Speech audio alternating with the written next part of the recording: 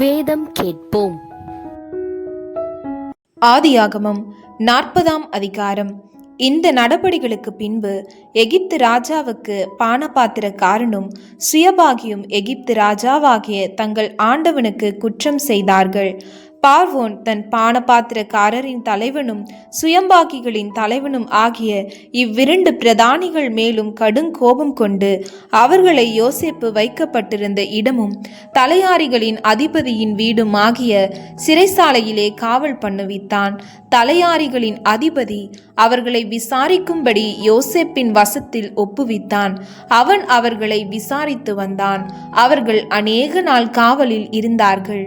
எகிப்து ராஜாவுக்கு பானபாத்திரக்காரனும் சுயம்பாகியுமாகிய அவ்விரண்டு பேரும் சிறைசாலையில் இருக்கும்போது ஒரே ராத்திரியிலே வெவ்வேறு பொருள் கொண்ட சொப்பனம் கண்டார்கள்.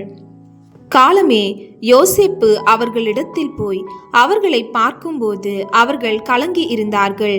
அப்பொழுது அவன் தன் எஜமானுடைய வீட்டில் தன்னோடே காவல் பண்ணப்பட்டிருந்த பார்வோனுடைய பிரதானிகளை நோக்கி, உங்கள் முகங்கள் இன்று துக்கமாய் இருக்கிறது என்ன என்று கேட்டான்.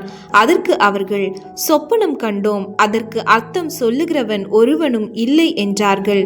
அதற்கு யோசேப்பு, சொப்பனத்துக்கு அர்த்தம் சொல்லுதல் தேவனுக்குரியதல்லவா? அவைகளை என்னிடத்தில் சொல்லுங்கள் என்றான். அப்பொழுது பானபாத்திரக்காரனின் தலைவன் யோசேப்பை நோக்கி, என் சொப்பனத்திலே ஒரு திராட்சை செடி எனக்கு முன்பாக இருக்க கண்டேன். அந்த திராட்சை செடியிலே 3 கொடிகள் இருந்தது. அது துளிர்க்கிறதா இருந்தது. அதில் பூக்கள் மலர்ந்திருந்தது. அதன் குலைகள் பழுத்த பழங்களா இருந்தது. பார்வோனுடைய பாத்திரம் என் கையிலே இருந்தது. நான் அந்த பழங்களை பறித்து அவைகளை பார்வோனுடைய பாத்திரத்தில் பிழிந்து அந்த பாத்திரத்தை பார்வோனுடைய கையிலே கொடுத்தேன் என்று தன் சொப்பனத்தை சொன்னான். அதற்கு யோசேப்பு, அந்த 3 கொடிகளும் 3 நாளாம். 3 நாளைக்குள்ளே பார்வோன் உன் தலையை உயர்த்தி உன்னை மறுபடியும் உன் நிலையிலே நிறுத்துவார். முன்னே அவருக்கு பானம் கொடுத்து வந்த வழக்கத்தின்படி பார்வோனின் பாத்திரத்தை அவர் கையிலே கொடுப்பாய். இதுதான் அதன் அர்த்தம் என்று சொன்னதும் அன்றி, நீ வாழ்வடைந்திருக்கும் போது என்னை நினைத்து என் மேல் தயவு வைத்து என் காரியத்தை பார்வோனுக்கு அறிவித்து இந்த இடத்திலிருந்து என்னை விடுதலையாக்க வேண்டும். நான் எபிரேயருடைய தேசத்திலிருந்து களவாய் கொண்டு வரப்பட்டேன். என்னை இந்த காவல் கிடங்கில் வைக்கும்படிக்கும் நான் இவ்விடத்தில் ஒன்றும் செய்யவில்லை என்றும் சொன்னான். அர்த்தம் நன்றாயிருக்கிறது என்று சுயம்பாகிகளின் தலைவன் கண்டு யோசேப்பை நோக்கி, நானும் என் சொப்பனத்தில் 3 வெள்ளை கூடைகளை என் தலையின் மேல் இருக்க கண்டேன். மேற்கூடையிலே பார்வோனுக்காக சமைக்கப்பட்ட சகலவித பலகாரங்களிலும் கொஞ்சம் கொஞ்சம் இருந்தது.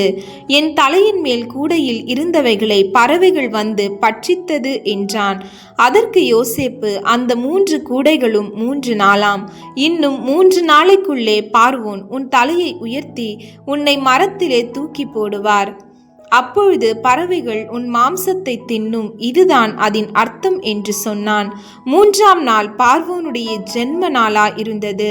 அவன் தன் ஊழியக்காரர் எல்லாருக்கும் விருந்து பண்ணி பானபாத்திரக்காரருடைய தலைவன் தலையையும் சுயம்பாகிகளுடைய தலைவன் தலையையும் தன் உத்தியோகஸ்தரின் நடுவே உயர்த்தி பானபாத்திரக்காரனின் தலைவனை பானம் கொடுக்கிற தன் உத்தியோகஸ்திலே மறுபடியும் வைத்தான்.